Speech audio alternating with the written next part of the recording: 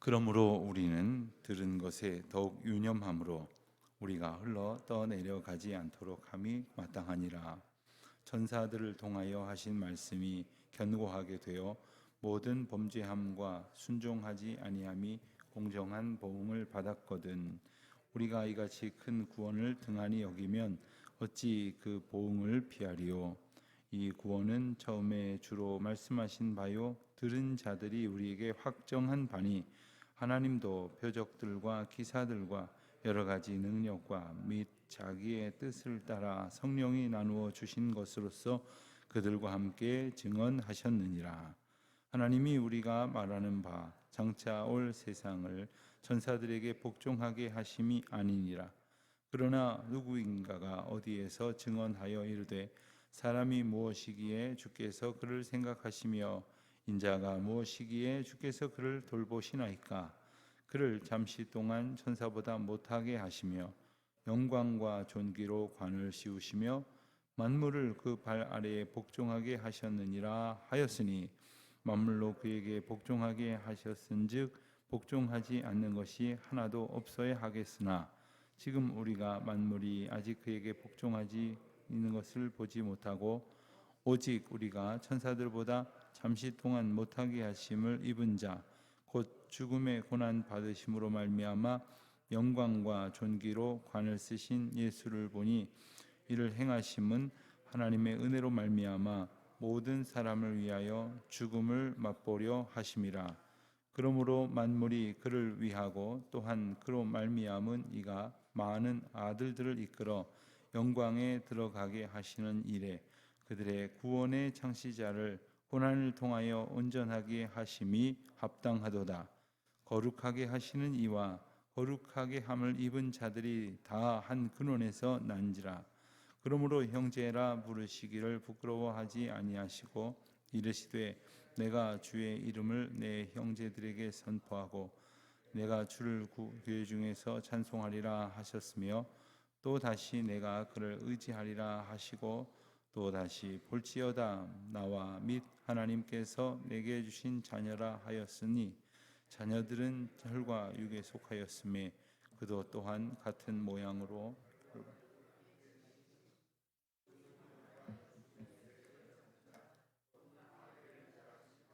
또 죽기를 무서워함으로 한평생 매여 종노릇하는 모든 자들을 놓아주려 하심이니 이는 확실히 천사들을 붙들어 주려 하심이 아니요 오직 아브라함의 자손을 붙들어 주려 하심이라.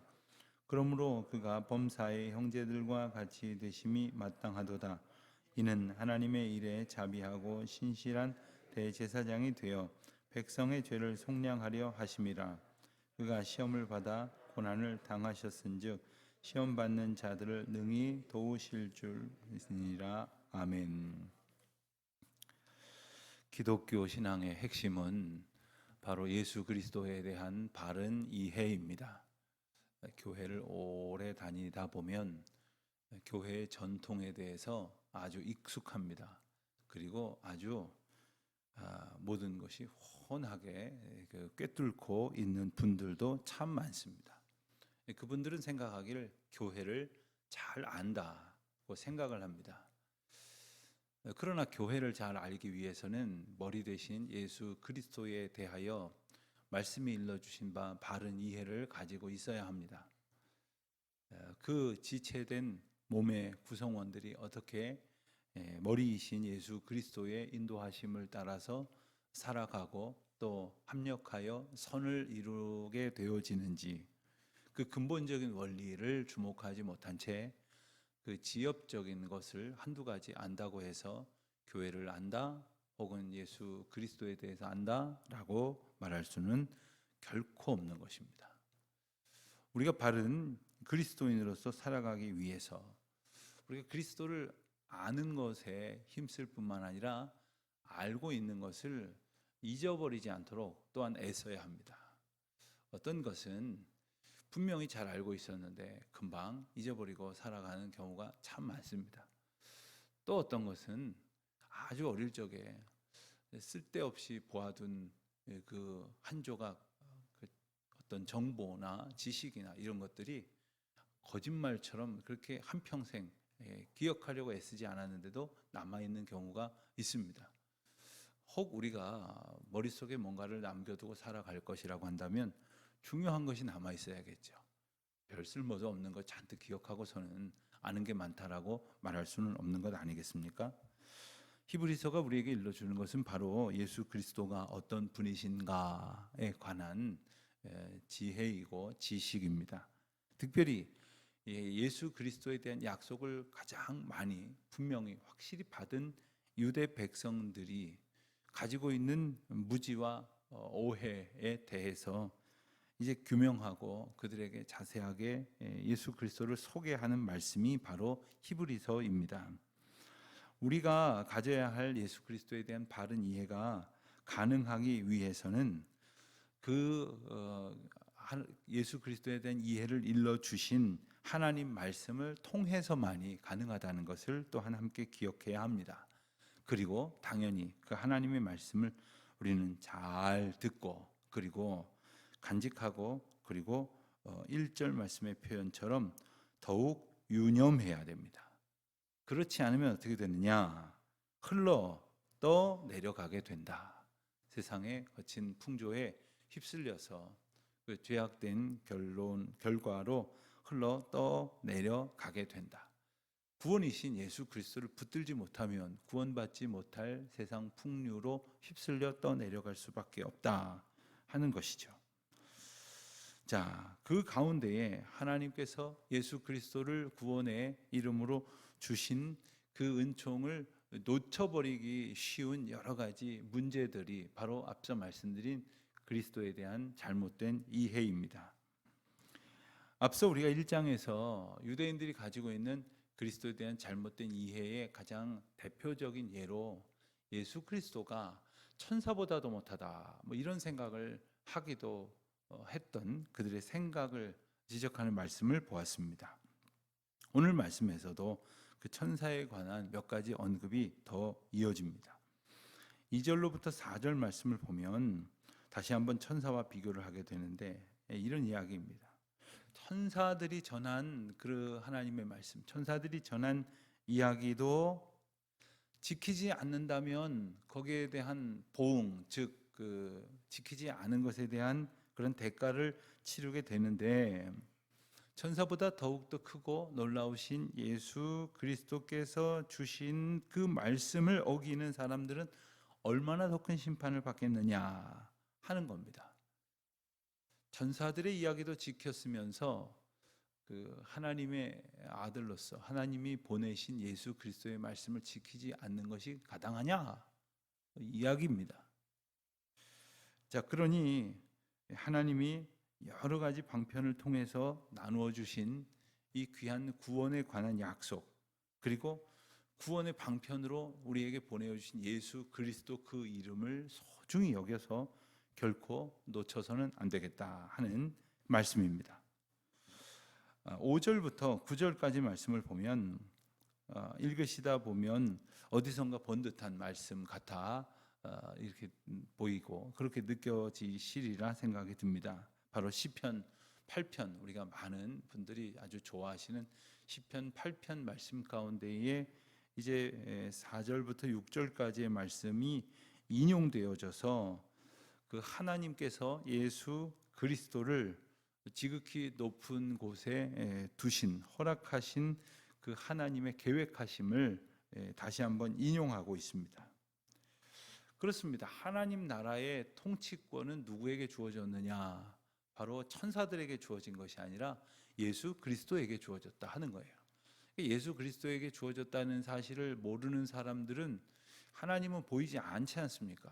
그러니까 하나님께서 구체적으로 이스라엘 백성들을 다스리시는 그 실행자로서 천사들을 동원하셨다 이렇게 이해를 하면서 살아왔다는 거예요.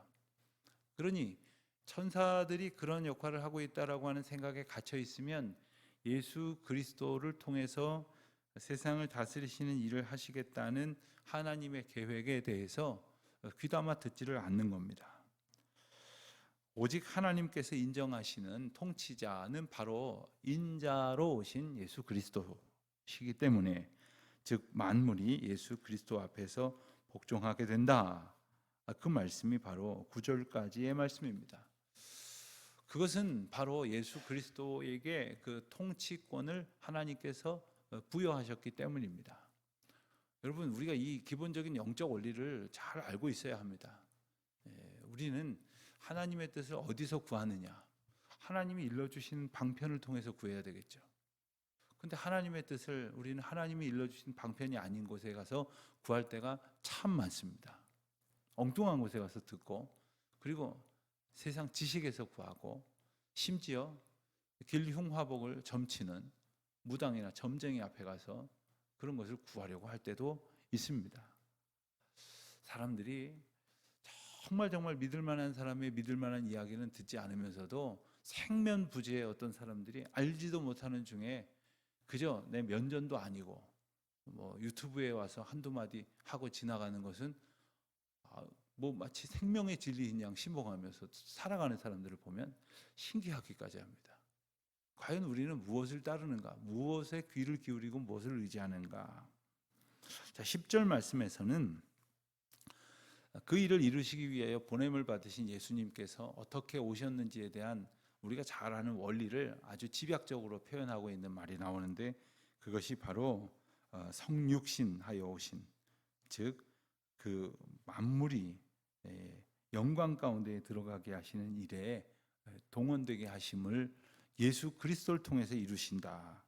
그리하여 이 땅에 하나님께서 보내신 예수 그리스도가 어떤 목적과 과정을 통해서 오시는가에 관한 말씀을 우리에게 일러주십니다. 앞서 9절까지 해서 천사보다 못하지 아니하신, 그러면서도 구체적으로 인간의 몸을 입고 오신 하나님에 대해서 설명하는 그 말씀이 나왔다고 한다면, 10절에서부터 16절까지 말씀은 하나님의 자녀가 되신 예수님, 또 하나님의 자녀인 우리에게 형제가 되어 오신 예수님에 대해서 소개하는 말씀이 나옵니다. 그리고 17절, 18절에서는 대제사장으로 오신 이제 예수님에 대해서 설명을 합니다.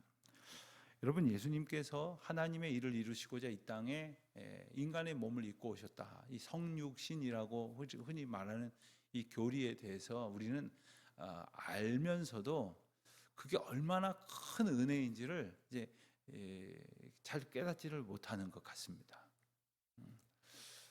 이게 비유가 좀 적절할지 모르겠는데, 언젠간 그 교회 여러 구성원들과 이제 선교지를 가게 되었는데, 그 팀원으로 함께 가신 장로님 한 분이 워낙 외국 출장을 많이 다니시고 이러다 보니까 마일리지가 많으셔가지고 그분은 이제 1등석에 자리를 이제 얻으셨어요.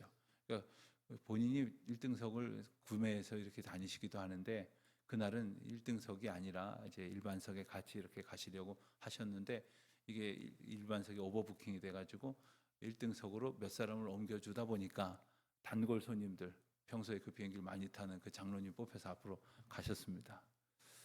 좋은 자리에 가서 편안하게 앉아서 가도 되는데, 같이 가는 팀원들한테 좀 미안하셨겠죠.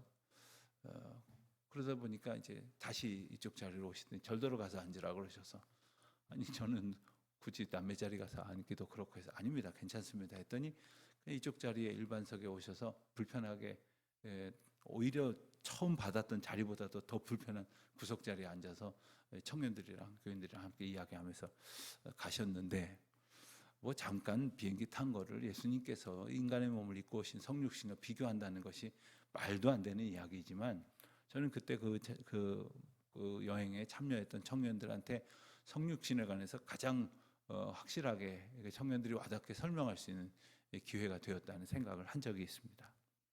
하나님께서 이 땅 가운데에 인간의 몸을 입고 오셨다고 하는 것은 그 정도의 잠깐의 어떤 불편을 감수하는 정도가 아닙니다. 하나님께서 하늘 보좌를 내어 두시고 이 땅 가운데 오신 이유는 바로 우리와 같이 되어 주시기 위함입니다.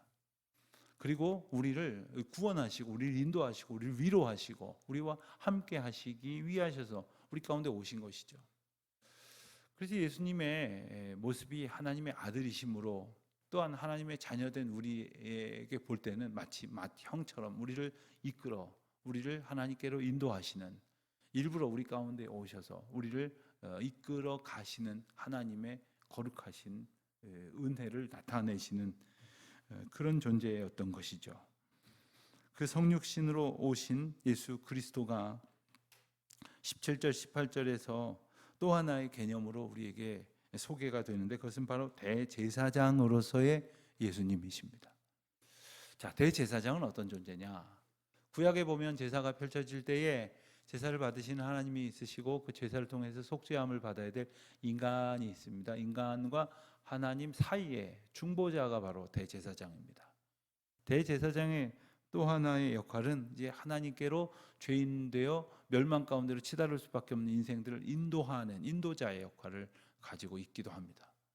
그러면서 하나님께로 나아갈 길을 누구보다도 분명히 잘 알고 있는, 왜 하나님이시기에 하나님의 대리자로서 인생들을 이끌어 가시는 그러한 사명을 받으신 분이죠. 무엇보다도 예수 그리스도는 그 제사가 가능하도록 바쳐진 화목 제물이셨다는 거예요. 구약의 제사는 제물이 있어야 합니다. 왜냐하면 하나님께서 그 제물, 그 고기 덩어리가 뭐가 필요하시겠어요? 오늘날에도 마찬가지입니다. 우리가 헌금을 하면 하나님께 아주 굉장히 큰 인심 쓰는 것 같이 생각하시는 분들이 있는데, 하나님이 그 물질이 뭐가 필요하시겠어요? 세상 모든 것이 다 하나님의 것이고 하나님의 주권인데 하나님이 그 돈 몇 푼이 없으셔서 하시고 싶은 일을 못 하시겠어요? 하나님 앞에 드려지는 헌금이 없어서 하나님의 거룩한 전이 지어지지 않겠어요? 걱정하지 마세요. 그러나 그것을 통해서 내 것이라고 고집하며 살던 사람이 하나님의 것이라고 고백할 수 있는 은혜로 인도하시는 거예요. 그래서 나는 내 거, 내 걱정, 내가 벌어서 내가 사는 그러한 한계 속에 산다고 아등바등 되던 인생이, 내가 하나님의 것으로 사는구나, 이 모든 것이 하나님의 것이었구나, 장차도 하나님께서 하나님의 은혜 가운데 나를 인도하실 것이라 하는 기쁨과 소망 가운데 하나님 앞에 바치는 즐거움이 있는 것이죠. 감격이 있는 것이죠. 그 제물이 되어지도록 예수 그리스도께서 친히 우리 가운데에 화목 제물이 되어주심으로 도무지 화해할 수 없는 죄악으로 가득한 인간들이 순전하신 그리스도의 제물 되심으로 인하여 하나님과 화목하게 되었다. 바로 그 일을 이루시기 위해서 이 땅 가운데 오신 예수 그리스도에 대해서 다시금 이제 분명히 일러주고 있는 말씀이 바로 이제 2장 뒷부분에 나오는 이야기입니다. 예수님의 하나님 되심, 또 예수님의 인간의 몸을 입고 오신 성육신, 그리고 예수님의 자녀 되심, 그리고 예수님의 대제사장 되심, 이 모든 것은 바로 구원 얻어야 할 인생들이 구원받는 그 감격 가운데로 들어갈 수 있도록 하시기 위함이에요. 우리가 그 은총, 그리고 그 일을 이루신 주님의 사랑 가운데에서 다시 하나님의 사랑을 내게 주신 은혜로 붙들고 감사하며 또한 그 은혜로 오늘도 살아갈 수 있게 되시기를 주님의 이름으로 축원드립니다. 기도하겠습니다. 하나님 감사합니다. 그렇게 죄악 가운데에서 해결할 수 없는 그러한 문제로 깊이 빠져 죽을 수밖에 없는 인생들임에도 주님은 저희를 구원하시고자 예수 그리스도 그 놀라우신 은총을 허락하여 주셨습니다. 다시금 감사하오며 그 은혜를 오늘도 기쁨 가운데 묵상하며 살도록 인도하여 주시옵시고, 그 감격이 주시는 그 충만한 은혜가 저희의 남은 평생을 주장하여 주옵소서. 예수님의 이름으로 기도합니다. 아멘.